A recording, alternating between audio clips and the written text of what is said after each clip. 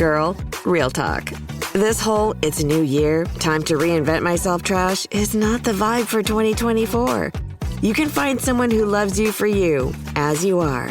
You don't need to read a stack of self-help books, only eat sad salads, or start meditating at 5 a.m. to be ready for dating. So yeah, my advice is to download Bumble and find someone who embraces you the way you are right now. Let me know how it goes. You're the best sidekick I could ever ask for. Thank you, Roy. I feel the same about you.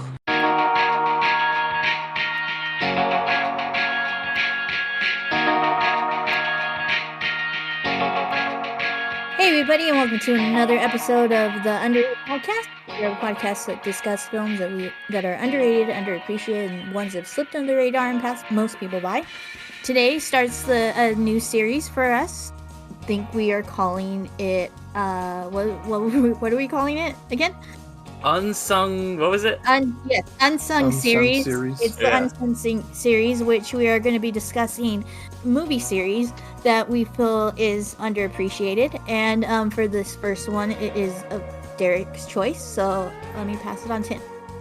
Yes, so my underrated franchise is one that I was really a big fan of when I was younger, and that would be it's a duology, I guess, would be the correct term, and that is the Shanghai duology, Shanghai Noon, and the sequel, Shanghai Nights. And there has been, planned many years, a planned third film in the trilogy that will likely, unfortunately, never come to fruition. But yeah, these are the films starring, of course, Jackie Chan and Owen Wilson, written by Alfred Goff and Miles Miller, who have written the screenplays for both films. These are films, of course, that are combination of westerns and kung fu movies, so a very East meets West thing, in a way similar to what Jackie Chan had previously done with Rush Hour, but in a way that made it much more focused on the genre conventions of the literal West and the literal East. These were my picks, but what did you guys think of these movies? While I enjoy a little bit more of the Rush Hour movies, and I do enjoy the Shanghai movies, and they do have a special part in my childhood for that reason, just because I'm a really big Jackie Chan fan, especially in the 90s, early 2000s, where this and Rush Hour kind of live. And yeah, it's just it's such a great, of course, showing of Jackie Chan and his physicality, and it kind of plays into more of the Buster Keatonism of how he fights in general. And with Buster Keaton and all those movies, essentially taking place in this kind of time period themselves, yeah, kind of leans into that more. I know that in the second one there was a shot of using a sliding ladder, and that's a classic Buster Keaton move as well, and a little bit more slapstick in this kind of genre movie than he could have in Rush Hour. So yeah, definitely fun series of movies, and him and Owen Wilson's dynamic is just pretty awesome. I love Owen Wilson in these movies. He just comes across as a really awesome straight man, but not so much as a straight man as scoundrel. Yeah, scoundrel and kind of character, and to Jackie Chan's more straightforward kind of character of Jean, and yeah, it's just it's thoroughly enjoyable movies. I feel more so. I think I would hope that another movie gets added to the series. I know that with Jackie Chan's always still up for doing these kind of movies. He kept on doing fight movies and all that, but and then Owen Wilson is kind of with the whole entry into Marvel, and as Mobius has kind of had that physicality that he has in Loki, and I could see him still being up for doing this kind of thing. It would be very they're interesting. both on board. I think people want it to happen. It's just one of those things that's been stuck in developmental hell for a long time, you know?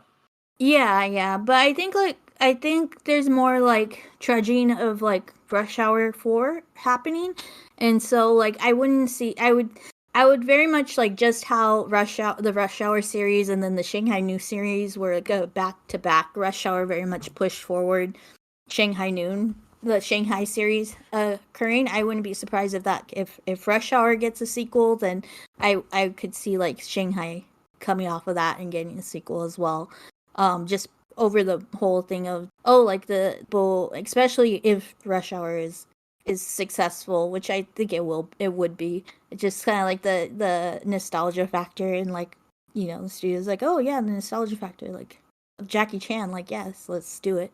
So yeah, just overall really good showing. One of my favorite moments, I think, was in Shanghai Nights with the whole homage to like Gene Kelly, who's like one of my favorite old Hollywood I was actors like, and stuff. Ariel's gonna love this Singing in the Rain shit. This is great. Yeah, and just I definitely like Jackie Chan is not just a martial artist; he's also a dancer, singer, and an entertainer overall. And I think that these series of movies like just play into that fully. Yeah, Alan, how about you? Yeah, I remember watching these as a kid growing up. I was a big Jackie Chan guy. Watched Rush Hour, Legend of Drunken Master was my favorite. Yes, exactly. Watched the shit out of that, Jackie Chan Adventures. But yeah, I dug it. I remember seeing these in the theaters with my dad. We both loved to go watch like martial arts style movies. And this one, and these like rewatching was really cool, nostalgic. And Ariel hit some of the things I was going to say as well. Funny enough, I think it's funny that Jackie Chan fell down like a flag or a long draping thing twice, and like only a couple years apart from each other. In Rush Hour, he's falling down that big old banner in the LA Convention Center, and the bomb scene, and then in this, he's in Shanghai Nights, he's falling down like the Union Jack. So I was like, oh, that's pretty cool. He's like reusing his stuff, and it's kind of cool seeing how like his choreography is. And I always was a big fan of like, for me, those scenes, I know they're meant to be funny, but for me, they're always just more impressive, and I just love watching them. That dude's just a master of using anything around him as like a prop to just make absolutely amazing choreography. Yeah, I will say I preferred the chemistry with him and Chris Tucker a little bit more than with Owen Wilson. I liked Owen Wilson. There's like, I don't know, for me personally, there's like a little weird disconnect. Not disconnect, but like the chemistry works, but not 100%. Not compared to him and Chris Tucker. I think because him and Chris Tucker, those two characters are like designed as being like outsider characters, both of them together. Like, Tucker is an outsider in the LAPD, and then like Jackie Chan is an outsider because he's foreign, and then with the dynamic between Owen Wilson's character, like he is an outsider as well, being a bandit overall. But I mean, I have my thoughts on that. I'll save them though. In that day and age, bandits were like romanticized. He even like plays into that. Like he's women want to be with him because he's so like this romantic outlaw. And so he's kind of like an insider to Jackie Chan's like outsider a bit too. Yeah, I think also I didn't like his character as much because like I don't know, maybe because he would take advantage of him a lot, and it kind of bugged me. I know Chris Tucker kind of did that too in Rush Hour. But I don't know, something about the way Owen Wilson did it always kind of like nudged me the wrong way. But at the end of the day, they still were like home, like friends, and they saved the day and everything. But yeah, funny enough, though, both films feel very like kind of unique in their own way. Like I feel like even though Shanghai Nights is kind of its own thing, in Britain or whatever, I feel like that one kind of really geared a lot more towards like real life scenarios. Like there was parts where they're like, Jack the Ripper, Sir Arthur Conan Doyle. Well, Charlie Chaplin, little kick-ass. Charlie Chaplin, yeah. Yeah. Oh man, I forgot about that twist. Like at the end when they were like, "Oh yeah, his name's Charlie Chaplin," I was like, "What the fuck? I forgot about this." But I think at the time as a kid, I didn't really know much. Yeah. Um, so I was kind of like, okay, whatever. Yeah, I don't know. You know what? I think out of the two, I think I like Shanghai Noon a little bit more. That one just because I think I preferred the Western setting more. I felt Knights was a little bit more like trying to get as many of these little like real life references in whenever they can, which is fun. It was a lot of fun. That they were really good gags. I felt the choreography was a lot better in the first one. I will say Knights does have the great, really good scene with the singing in the rain scene. I thought that was a lot of fun, and I thought the same thing. I was like, oh, Ariel's gonna love this. And then just I feel like they gave Jackie Chan a little bit more of the opportunity to use like his love for like a lot of older films like that, like Buster Keaton, Singing in the Rain, and everything. And I think that's really cool because you see where he gets inspiration from. He's seen in all his movies, and he's always like pushing the boundaries. And this in Nights, I felt like played it off a little more safer compared to the stunts done in Noon and his other movies. But yeah, for me, I'm kind of more just going off of like the fight choreography because that's just my favorite part. Like watching Jackie Chan's movies, just I love the fights. The fight scenes are the best, and I'm just always in awe of the choreography. But Yeah, and then yeah, also playing off of like Donnie Donnie Yen. too. Donnie Yeah. Yen, yeah, dude, I Yeah, I was gonna forgot bring about that up. that. Yeah. I had no fucking clue he was in it, and then I was like, oh, I know Derek picked Shanghai Noon because of Walton Goggins for sure. I actually had forgotten he was in it, and I was like, "Oh, like, well, I didn't realize it until like recently. I watched it like maybe a year ago, and I was like, is that fucking Walton Goggins? I was like, oh my god, I love this movie even more now. I thought that's why you picked it. I thought that's why you were like, oh, I love this guy. I was like, damn, like even back in the day, Derek was like, I love this dude, pretty justified. He hadn't even done Cole yet. Damn. Yeah, no, Donnie Yen really like shocked me because I was like, holy shit, like I didn't know he was in the business that long ago. But it makes sense, he's been doing it Oh for a yeah. long time. Mm-hmm. But it's really cool to see him and Jackie Chan kind of face off for a little bit. I thought that was super rad because like a lot of the time you want to see a lot of these martial arts heroes kind of go toe to toe together, like Jackie Chan and Jet Li and Forbidden Kingdom, which I kind of think we should do that one. Yeah, I've been wanting to cover that one. Yeah. It's a good one. It's a really good fantasy movie. Mm-hmm. I'll save But my yeah, for that one. well, Derek, Maybe we ahead. shouldn't cover it then.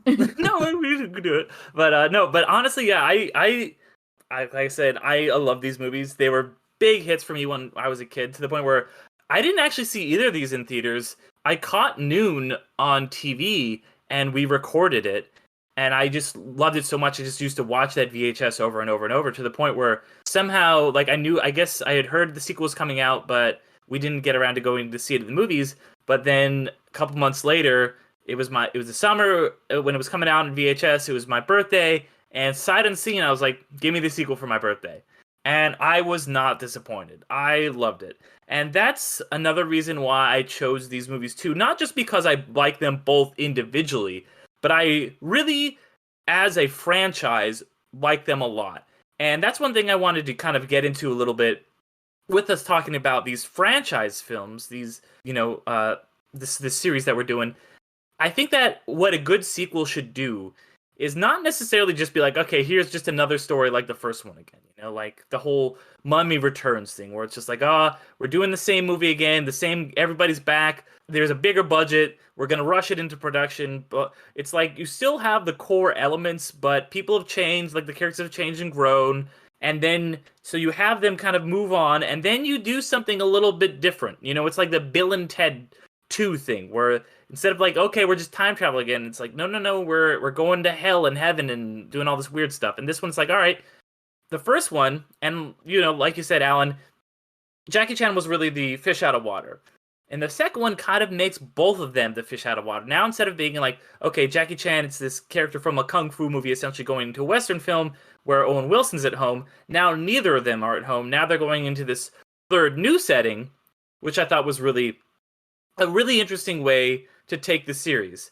But yeah, I loved, like you guys were saying, all of the physical comedy and dynamic between them, because you have Owen Wilson, who is obviously just hilarious. Like, he's just spouting all these one-liners, and he's just saying all these little things that just like make you laugh so much. And I just kind of love how he doesn't even care that he's being completely anachronistic. Like, he's talking like someone in the year 2000 and the year 2003, even though it's set in the Old West. And I just think that it's inherently is just very funny because he's playing it so straight.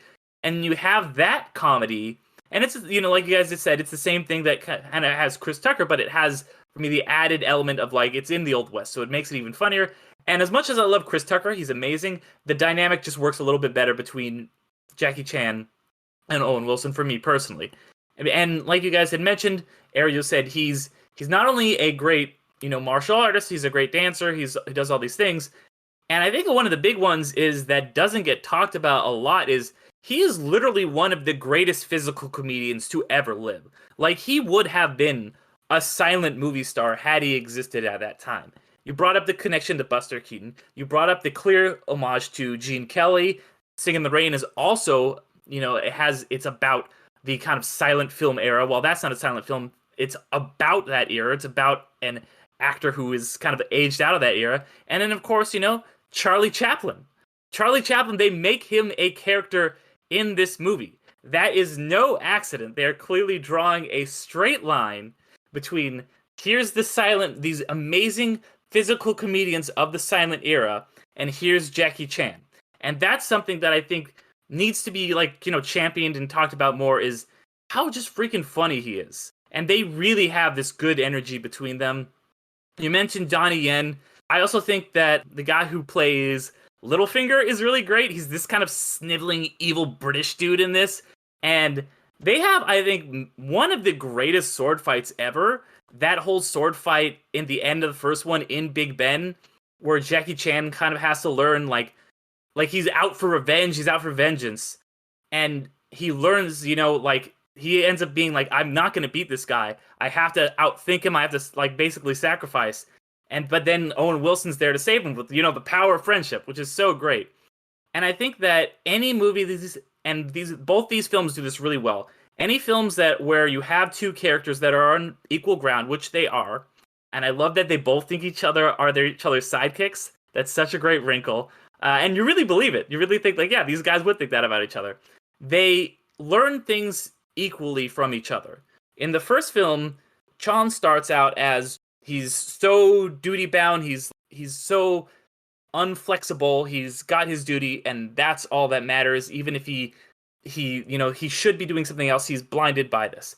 And then exact opposite, you've got Roy, who's just kind of like, whatever, not a care in the world, just, you know, will wing it. Like, even though he does have the plan, he's just like, he doesn't really care about people as much as he should. And then, you know, and to that point where there's that conflict in the middle of the movie where he just kind of, like, brushes off the, like, racist comments they say, and that really, you know, deeply hurts him, because it, you know, hurts Chon, because he thought they were friends. And at the end of the movie, they learn from each other, and they meet in the middle of, like, he's the one who kind of is, you know, Roy has the honorable act and John is the one who, like, learns, like, no, sometimes you have to just do what is right and not what is necessarily expected of you. And they find that middle ground. And then, just to kind of wrap up what I was saying, I love that in the second one, it's kind of mirrored where I love to, just to go on that point of how Owen Wilson gets, you know, has that racist comment. In the second one, at the very beginning, to show that, you know, this character has not regressed, one of the, you know, the ladies that he's hanging out with says something about John. He's like, or says something about, like, the Native Americans, and he just immediately shuts it down. He's just like, no, I'm not going to do that again. And I love to see, you're like, okay, good. This character has growth. The sequel is moving forward. We're not going to just reset everybody like they do so often in sequels. And then in this one, it's John's the one who kind of, like, ends up doing something behind Roy's back that betrays him a little bit, but he gets back in his good graces. And you guys know me, I love films about male friendship and male bonding, and that, especially when they're just as pure and wholehearted as this. And I think this really is. So it's got to win for me for all of those reasons. Yeah. Yeah, and I mean, they flat out, like, you know, spell it out for you of, like, being a reminiscent character of old Hollywood, because when they say that they go to old Hollywood, they're like, Owen Wilson's character flat out says like, "Oh yeah, you'd fit right in there because he is essentially that kind of character." So, so like yeah, like a really clear and easy conclusion to kind of make with this kind of character and with his movements, and then yeah, just like throw in Littlefinger to be a bad guy, and it fits so well. And in my pick for this series, he's in that too, and he in one of the nice. I'm movies, excited. and he's essentially that kind of character, and so yeah, like it's just the actor kind of thing. He comes off as like Adrian that Gillen, kind of I think is his name. yeah. Let me. Yeah, and he just comes off as that kind of character, and does he does what he does best with this kind of movie. Yeah. And yeah, like it was a very cool and interesting, like even with the bad guys, like in Shanghai Nights, of having that kind of dynamic of being mirrors of themselves, as well as like what they are planning on doing to get their seats in power. And then Shanghai Nights, that villain was like really, I enjoyed, I think, the Shanghai Nights villain a little bit more. I mean, no, the Shanghai Noon's villain a little bit more, because like the sinisterness of it, his dynamic with like Lucy Liu, who's like that's an awesome kind of like, well, of the Yeah, time, she's like, great. We haven't definitely. even mentioned Lucy Liu and how good she is. Lucy Liu Definitely, and Fan Wan, it both of was them. originally like definitely like of that time, because with Charlie's Angels coming out and then Kill Bill eventually coming out, like Lucy Liu is like already that prime American cinema kind of like Asian character or Chinese character actress, and so of course yeah, having her in it was like it was a perfect casting, because it was the casting of that time, and yeah, it would be really awesome if another movie were to come along and stuff like that. I'm sure, and I would hope at least, and especially with her rising stardom and things like that, of like Michelle Yeoh, and that whole reunion between her and Jackie Chan, with Jackie Chan giving Michelle Yeoh one of her biggest breaks, and it wasn't Police Story. yeah, it was Police Story, yeah. So I kind of want to dive in real fast. There's going to be different questions, for the series. I feel like not all these questions are going to fit for each one. So for this one, I feel like I have a couple answers on my own, but I want to hear what you guys think. Why do you think that? I think both films did pretty well at the box office. I know Noon obviously did because they got a sequel, but Nights, I remember people digging it, and I think it did fairly well. I'm not sure. I got to look it up. But my question is, why do you think this franchise particularly? Why do you think we never really got the third? Why didn't they finish the trilogy? Or do you guys have your own theories as to why it didn't continue? Well, I think. Oh, you can go, Ariel. I think that I think the Shanghai. I think Rush Hour 3 came out after Shanghai Nights, or did it come out? Yeah, I think it was 06. It was after. Yeah. So I don't know how Rush Hour 3 kind of performed. It always felt kind of like it didn't perform as well as like the other two. So maybe they were shifting gears with Jackie Chan. I think I think also maybe like I feel very much so like during Rush Hour 3 kind of time, these types of movies, like the Jet Li movies, and while they might not have gone down in quality so much, I think the market in itself was kind of getting a little bit more saturated, especially with like the increase of more like movies that were inspired by these types of movies, per se, like the Jason Statham kind of movies, like the Transporter and like all of those kind of movies. They kind of had the same kind of feel, but not a great quality as because there wasn't like the talent of real martial artists. But I think that around this time, like that, they kind of had that saturation of movies that like essentially were Jackie Chan and like martial arts and classic Chinese action movies inspired, but they were, the Americanized, sometimes bastardized versions of these movies, and maybe that might be a reason why. And there wasn't really great ones. Like I mean, like on the topic of Jet Li, like the one, it's okay, but then like I like that one. I thought it the was one, pretty good. okay, yeah, the one is it's just kind of, it's it's a kind of somewhat Highlander a little bit with It's that. No Way Home before No Way Home. Oh my god. It's like a mixture of No Way Home and the Highlander, because there could literally, it's called there could only be one. But then also, like, while it is a cult kind of movie, but like Romeo Must Die, okay, and those kind of things, and yeah, maybe that might have been a reason why. I know, like, after this, Jackie Chan's films in general kind of took a more serious tone in them.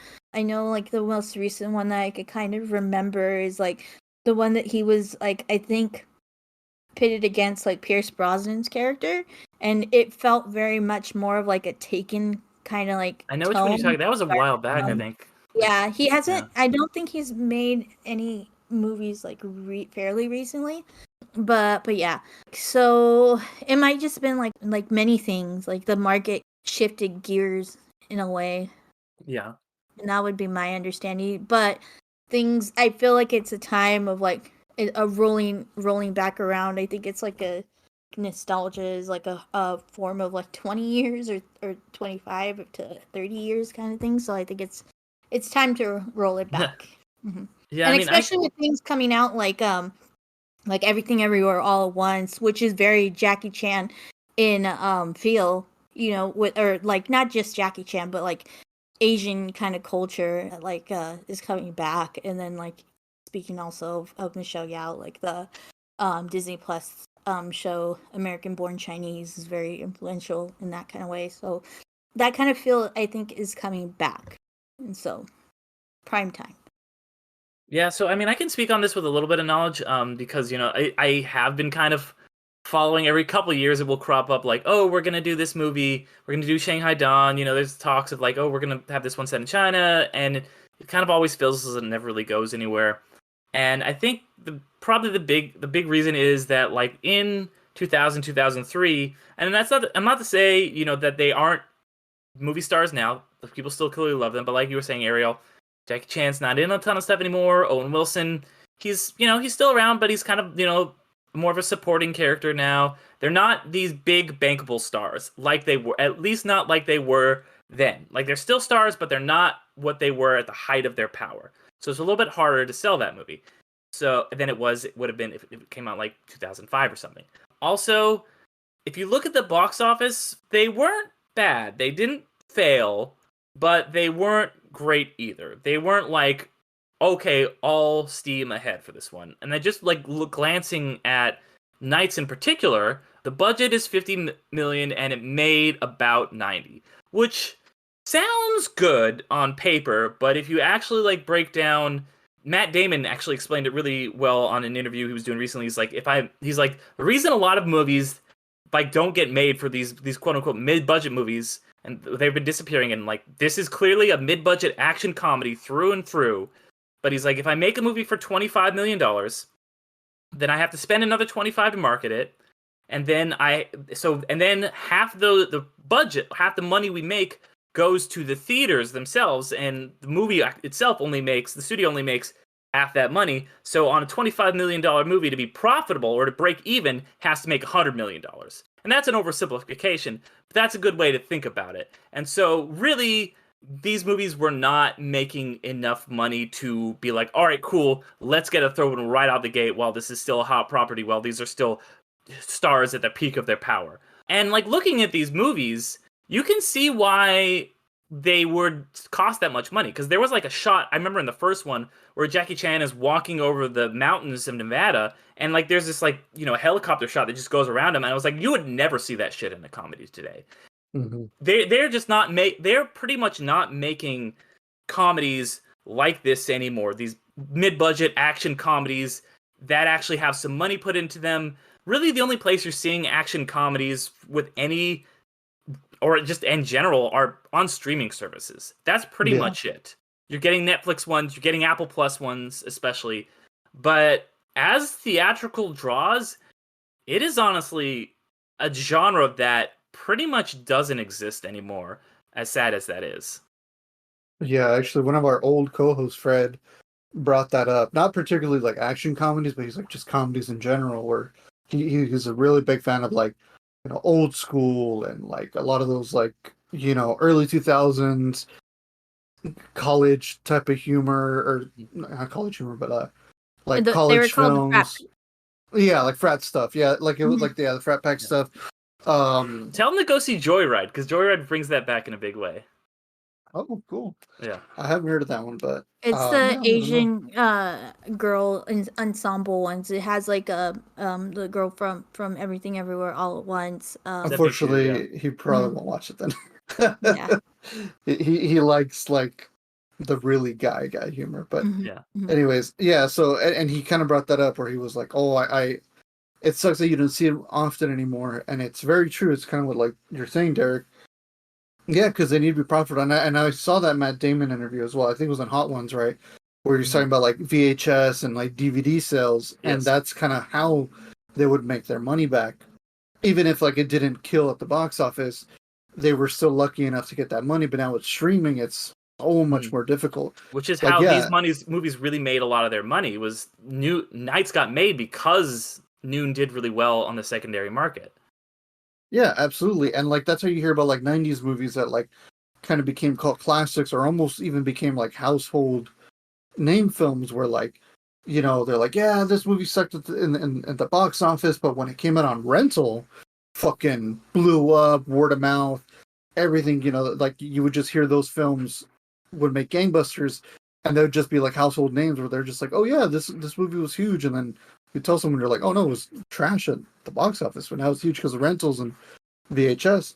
And yeah, I think Netflix right now is the only streaming service that I really see that you see these like action comedies. Like lately, you've been seeing them a lot more. Lately, you've been seeing it a lot more on Netflix. I actually saw one the other day with my dad, and I was like, damn, this is a typical like something we would see back in the 2000s. But my other theory was that the buddy kind of movie, the buddy kind of martial arts movie, I feel like was kind of going out of vogue as well.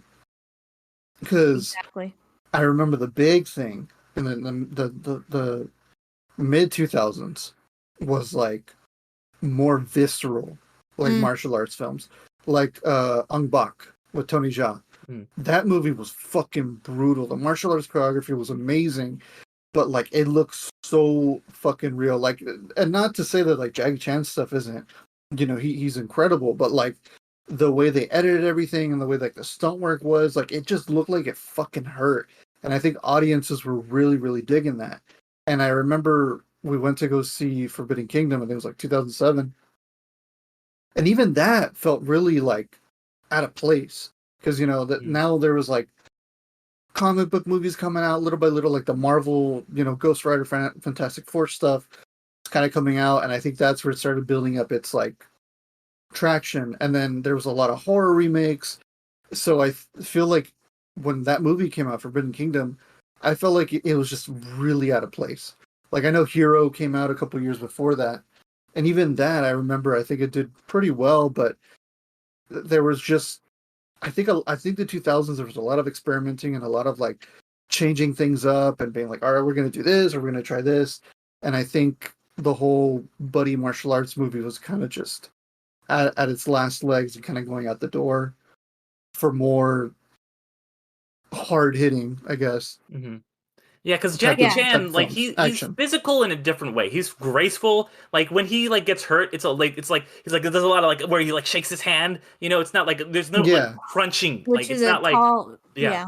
It's a very different style. It's like you're saying, it's kind of gone out of vogue for that more realistic, brutal style. Alan, I didn't mean to cut you off, but I just agreed. Yeah. Well, I mean, like even with that, like it's I feel like martial arts movies overall is very much like an ebbing and flowing of feel of the movie, and you mentioning Jackie Chan kind of like shaking off his hand, that is actually like a callback to actually like Bruce Lee, who would do that as well, but in a more serious tone, like, oh, okay, good hit kind of thing, like in a more serious tone. Whereas Jackie Chan, it's like, it hurts. So yeah, like it's like even in that, it kind of like shows like this like ebbing and flowing, and then like to call back, which one of like I not to call back, but to speak of another movie that I do feel like we should cover on this, but was like is considered kind of like a transformative kind of movie,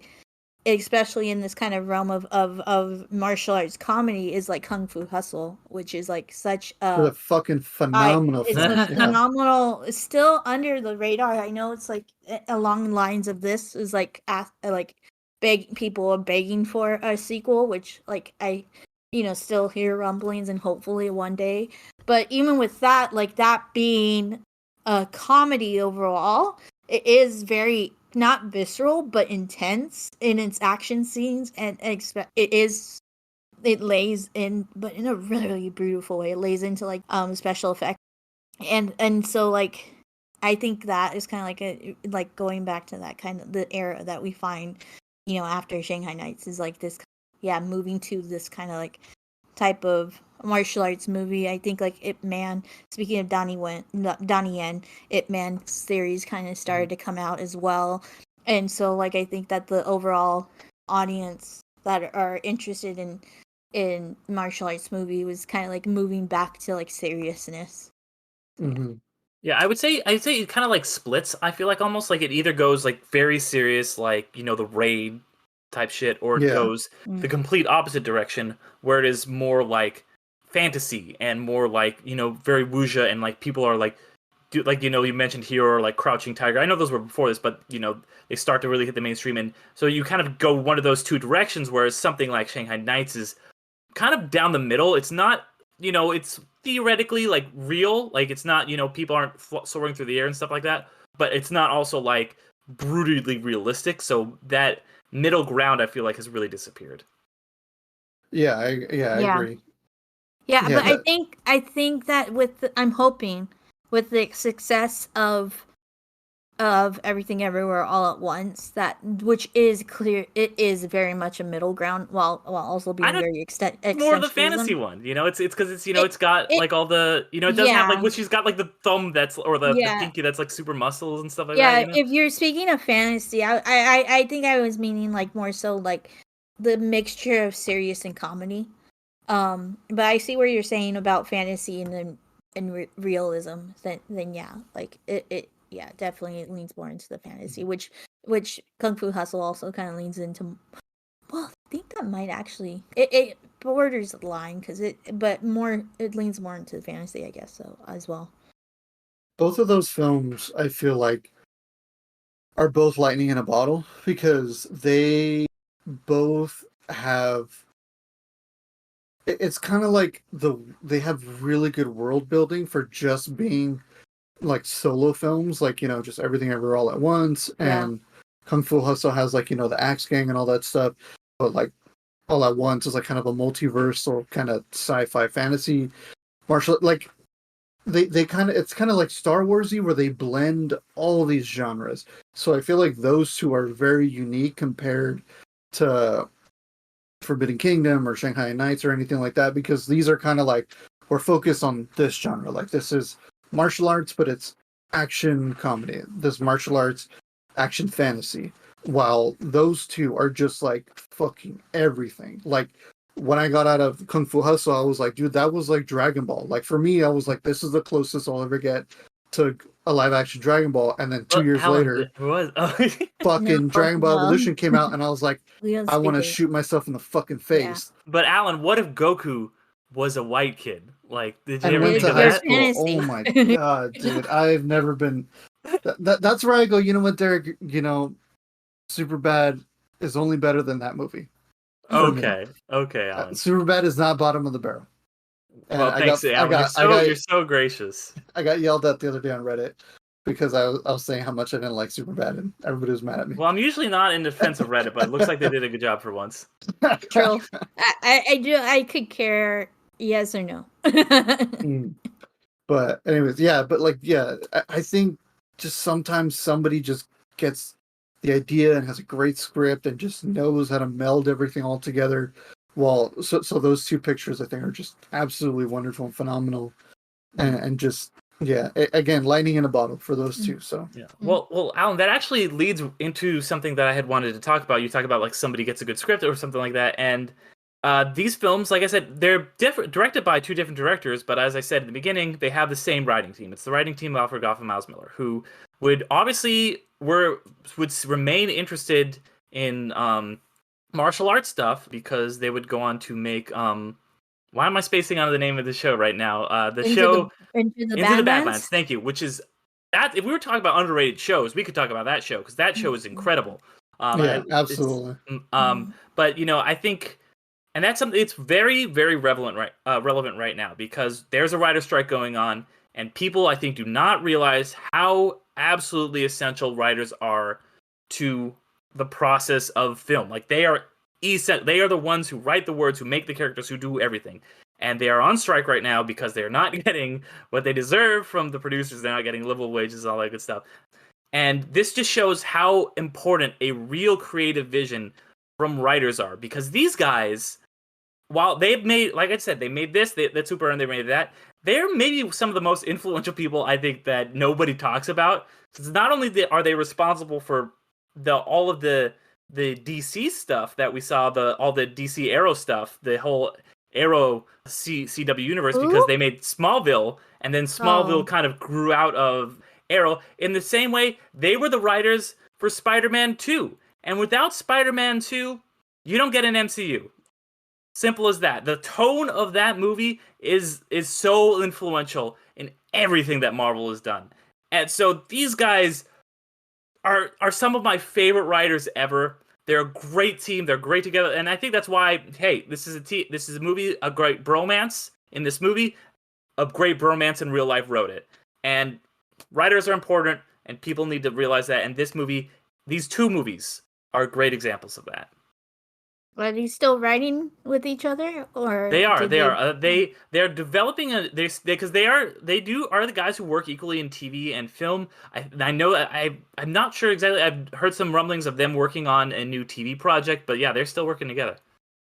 That's pretty sweet. I'm glad to hear. Yeah, I didn't even know they did Spider-Man. But yeah, no, you're absolutely correct though, dude. I mean, like, writing is an essential part. It's fucking wild to me that so many people don't realize like how important writers are.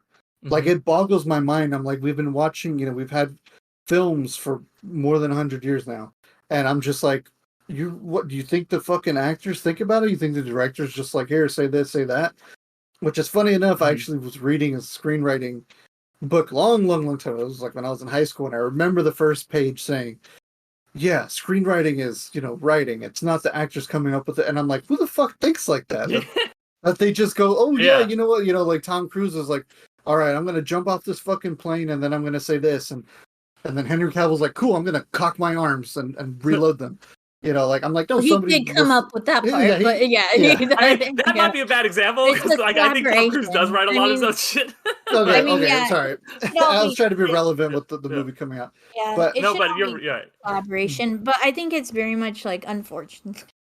The saturation of the market brings that kind of like people thinking like, oh yeah, like it's not a high demand kind of job, or like it's a high demand kind of job, but everybody's a dime a dozen. Everybody says that they're a writer kind of thing, So when they don't have the skill. Like true writers are essential, and unfortunately, you have people on some sides like, oh yeah, I'm a writer too, but then it's like, but do you have the skills to write a good story, kind of thing, like.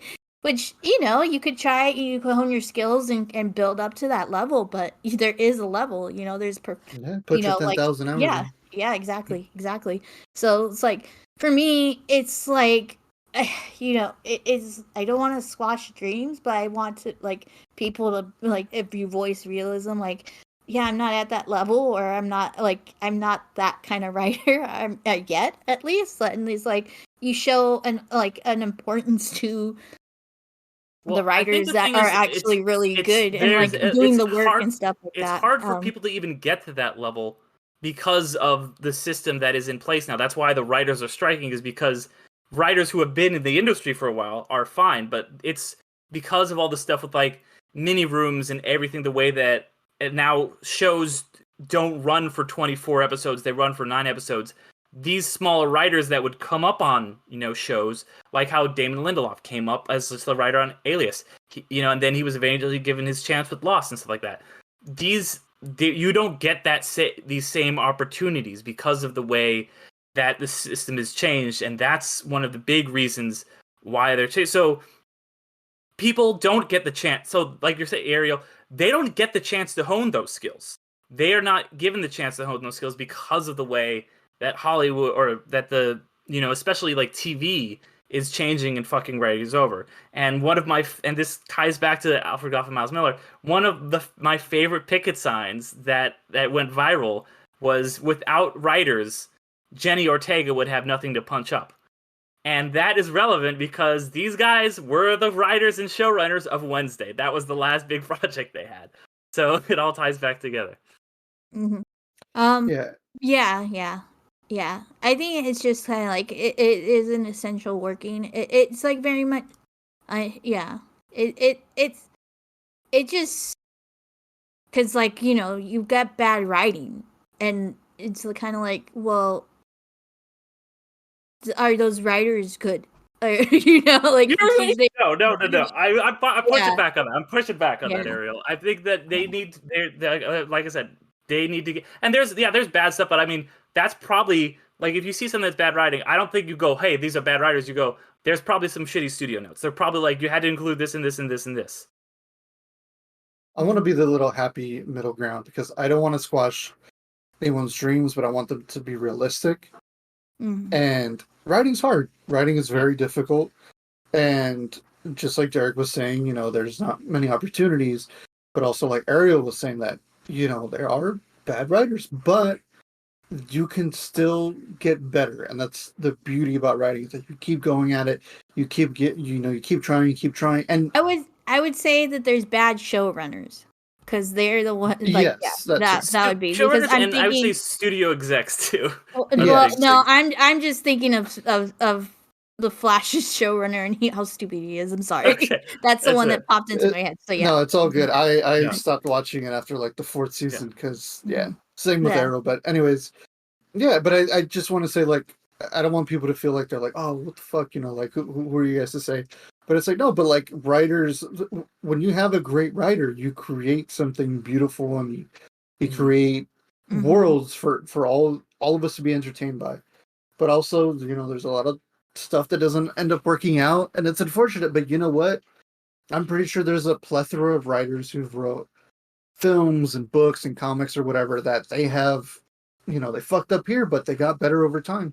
Yeah. And you just got to keep at it. You just have to remember, just like anything. And the thing is, I've had, I don't want to call them friends, but like they were like people I went to parties with like, 10 years ago, and, we're all young and we're all drinking and we're all having a good time and everyone has dreams. And, I knew people who were like going to Hollywood and they're like, I'm going to be a writer, I'm going to be a director, I'm going to be an actor, whatever. And they went fucking young, like 18, 19 years old. And, we're 22 at the time, and they're just like, I'm like, oh, so you were in Hollywood? They're like, yeah, I was working on this and I worked on this. And they do give up, and they're like, man, this shit is hard. And they're trying to put their stuff out there, and they're really pushing it and pushing it. And, they get notes back, and they're just like, nah, man, this shit ain't that great, whatever. And unfortunately, they give up. And the whole point of the story is like, you got to keep at it. You got to keep honing in your skills. You got to keep practicing it. I'm not saying I'm a fucking professional writer or anything whatsoever. I don't have 10,000 hours in, nothing like that. I write in my head and I write notes on my phone, whatever, but I can't say I've published anything or I'm a pro. All I can say is, like, as someone who's had to deal with hard stuff over time, and you got to put in a lot of work and everything, that's what you got to do. You got to keep at it. You got to keep going, and you can't stop.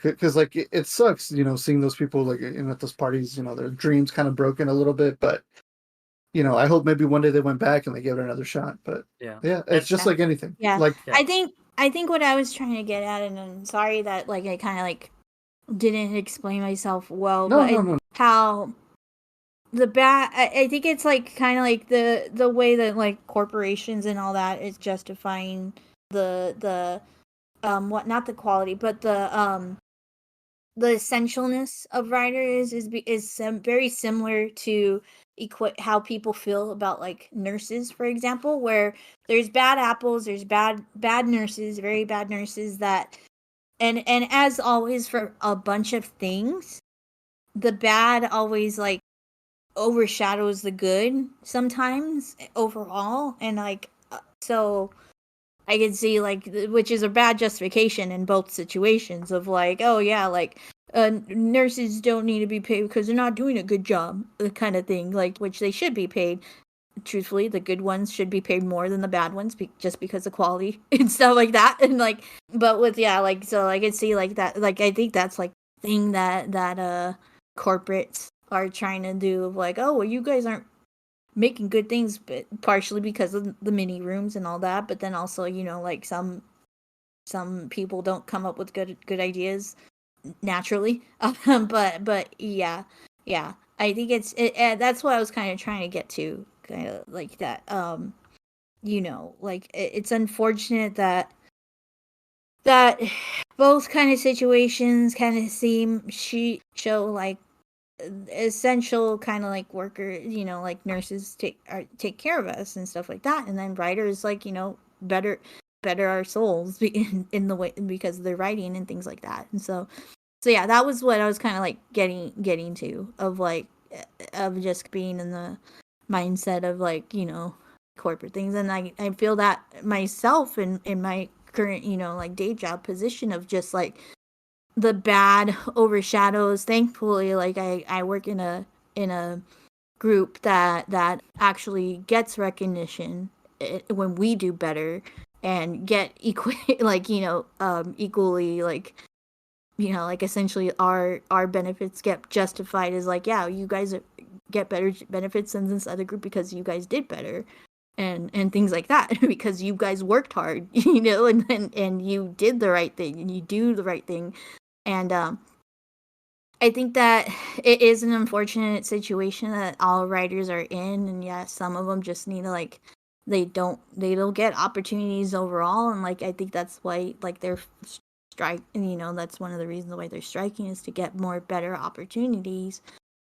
And yeah, while I don't like mini rooms and like the whole nine things, I do like shorter seasons.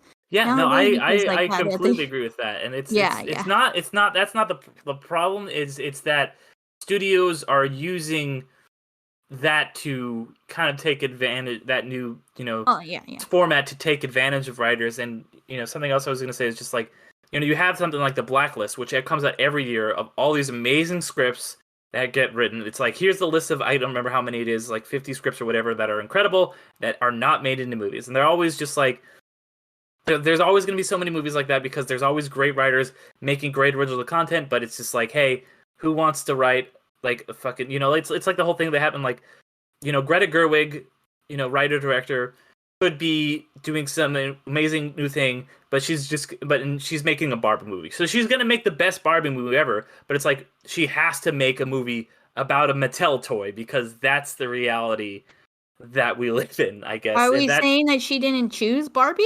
No, she did. I'm not saying that, No. but like there's just this thing that came out recently with her agent that was basically like it's like, we would love to see. Basically, I'm paraphrasing him, but what he said was, we would love to see these auteurs get to make their passion projects and things like that. But what the reality is that those are probably not going to get funded by studios, and what's going to get funded by studios is the Barbie movie. And it's good that we have that these people who are artists are going to make the Barbie movie instead. So what I guess I'm saying with the whole Blacklist thing is like, there are these writers that might not have a name like Greta Gerwig, that might be trying to make their own thing, that can't get a Barbie because they're not Greta Gerwig, and their movies are never going to get made. But Greta Gerwig somewhat got into her position a little bit because of her husband. but And that's the thing no. too. It's a lot of who you know. It's not. Yeah. See, you can if you don't Yeah, know somebody, that's a big part of it. Yeah, that's the thing. Yeah. Yeah. and the whole oh, she's gonna do a Barbie. Essentially, it's what you hear all the time. Directors where they got to work on a passion project, but they had to do something else. It's one for them, one for me. Mm-hmm. That's basically what it is. And I'm pretty sure she probably has passion projects she wants to work on. Studios were like, "Well, do Barbie." She's like, "All right, fuck it, I'll do Barbie." I'm not saying that's she was like, "Oh, that's her plan," but Yeah, and I'm still excited. I think it's gonna be good. I don't know if we okay because like the way she talks, she is like this Barbie. She's very passionate about it. Yeah, so I'm not trying to say know. she's not excited about it. No. I'm just saying The way what's that gonna get she's made. talking, the way that she was talking, I would think that she came up with like let me do a Barbie movie. But if that's not the situation, then okay. yeah, I mean we're getting into stuff that we don't even know about. Like we're not fucking. We don't work there. We don't know what's going on. Yeah. Ultimately, the whole thing we're trying to bring up in the conversation is like appreciate the writers, because the writers are the ones that create these worlds and create this great dialogue and just build all these relationships on film, television, story, comics, whatever. Appreciate them and remember that they're a vital part of all of the lovely entertainment that we get to ingest in on the regular basis. Especially now we're in a golden age of media in general. So like fucking right now, before we even started recording, I was like, I have 50 fucking shows I want to watch and catch up to, and I can't even decide what to watch. So I was like, I'll watch some old anime. That's comforting. Yeah. I just wish, I wish that us as the audience didn't matter so much. That's the thing. I wouldn't care. I don't care about myself. So, I mean, you guys shouldn't care about me. And, it's unfortunate how much audience... there are good instances, there's bad, but majority of what is made is bad. In because, audience like it. But audiences are overall stupid. So I'm overall I really wish that would be the movie utopia of just not caring about audiences and just making what you make, because it's it's very much like how a painter paint. Majority, paint, just not care what they want to do, and it's just that's the... I know it's a utopian kind of thought. No, but, I get it because Ariel, I've been watching The Bear, and I feel like that show captures being a creative and really well, because you when you're creative of any type, especially if, with people who are putting out movies, these things that cost hundreds of millions of dollars, you have to succeed. You can't because in The Bear, he loves cooking. He's cooking because he loves it, because he loves the art of making food. But, yes, chef. Yes, chef. Fuck Sydney. The ultimate weight of just having to create this thing, and he's knows that his business has to be successful, otherwise he's completely fucked. Is just it's so stressful. You aren't Carmi. This is a talk to Carmi now. Carmi, you go back with the girl. Just F off Sydney. Sydney's fine. No, Sydney is a... I don't want to get into it, but no. She's not my favorite character, but no. He is the scum of the earth. Yeah. At the end of season 2. But yeah, we won't get into it because the bear. Yeah, we don't want to spoil. No spoilers for The Bear, but yeah, no, the Bear is literally it's one of my favorite shows of in recent history. And if you haven't watched it, go and watch it. It is a very stressful show. It is very triggering. If you are, as me and Alan, are from a very dysfunctional family, beware of the fish episode, because it was definitely a play out of many Christmases in my lifetime, and yeah, so very very triggering if you come from a broken household like I do. So yeah. Yeah, getting or fair or warning. like if you have anxiety, it does it a little bit. If you have, or specifically anxiety created by these situations and lifelong and like that's why I love Carmi as a character overall because like I, he is definitely I feel like just like him. I haven't seen it yet just because all the memes I see is like working in a kitchen, and I've worked in a kitchen way fucking oh, too it No, would much. stress you the it's fuck out. fun. So It's I'm fun already because just like, oh my fucking It's god. it's That's something. no, it's good, but it's so fucking stressful. I just watch it and I'm Mhm. like, God damn it! Like Mhm. it's so fucking good, but Yeah, Mhm. because that meme of them yelling, "Get the fucking chicken sandwich" and some yeah, shit like that. I was like, man, that was me when I was a fucking cook or a Yeah, chef, yeah, whatever. I'm like fucking yelling, "Get me fucking 200 burgers and patties."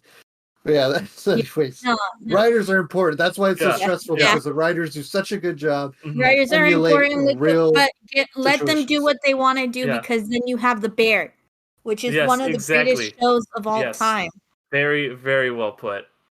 Want to get back to Shanghai Nights before we wrap up? Shanghai Noon Says Nights, guys. I think we're just we just go and watch the series, you know, especially if you are missing Jackie Chan, then yeah, go and watch it and hopefully like he comes back to Mhm. it.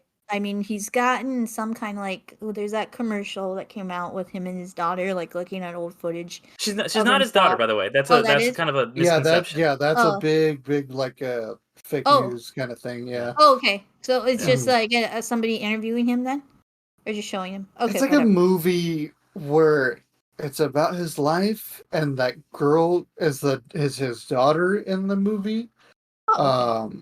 Yeah, it's a whole weird thing because Yeah, yeah. unfortunately, I know that overall, like, and Wait, unfortunately, Jackie Chan being a representative of China, he's not a problematic person, but you know, the government that tries to control, you know, have a yeah, we hand don't in need to him is go a down that problematic whole person. road. But yeah, yeah, exactly. that's probably why. So I Um, get what you're saying. Yeah. Okay. But yeah. but yeah, But real quick, super fast, Jackie Chan recommendations. I like Forbidden Kingdom, Drunken Master for sure.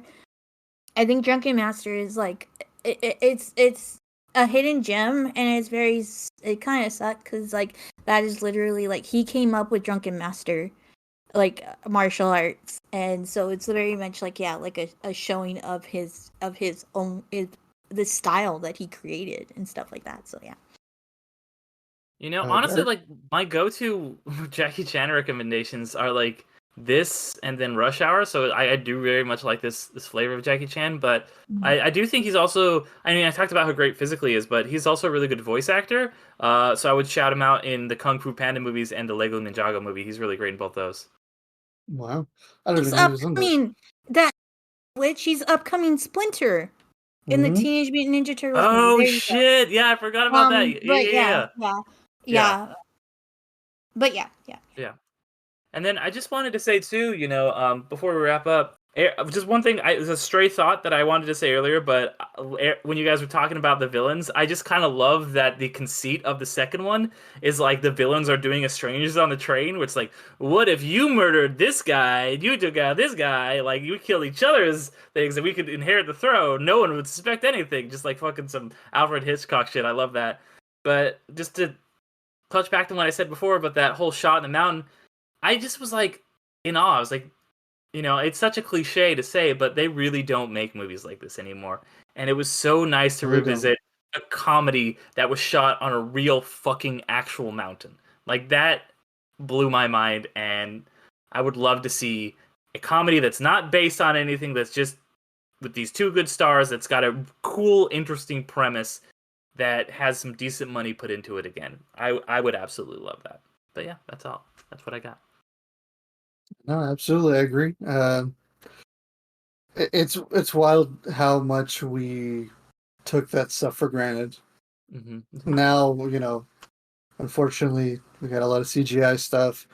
A lot of the technology is great, but it's just never going to hit as well as just being on location.